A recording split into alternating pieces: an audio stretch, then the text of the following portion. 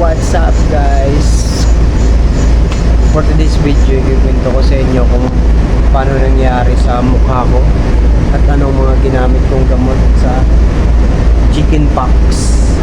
Nagka chicken pox po kasi ako, tingnan nyo yung mukha ko. Pero medyo magaling na po siya. So, intro muna tayo. Ito na nga yun, yung araw na kasi yun na yun, nagpa-check up ako sa doktor. So, parang may butig-butig na siya, nakikita mo yan.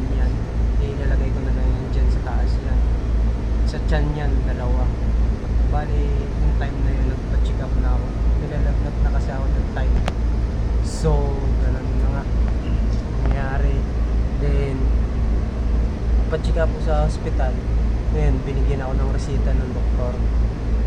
Ang mga resita ng doktor, ito. Yan. Kasi ang mahal ng Ascluber. Nasa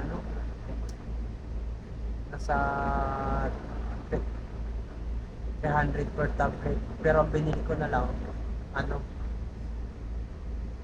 yung generic para mas mura.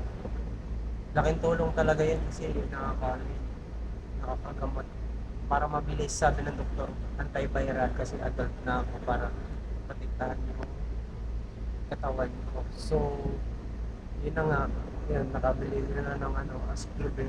Di nag-isolate talaga ako ng sa kwarto ng almost 10 days din. So, ang nangyari sa 1 to 3 days, itong pako. Yan. Day 1 yan. Day 1, parami na. Day 2, Day 3, Day 4, yan. Mga Day 5, medyo pa, na siya kasi uminom ako ng gamot. Pero yung time na yun, pala ako nilalagnat na, pero hindi talaga ako kumain ng bawal. So, nag din ako ng Cebu de Macho para mas mabilis. So, ayan. Basta pag nagka-chicken pox kayo, isolate lang kayo para hindi kayo makawa. Then payo ko lang, maligo kayo ng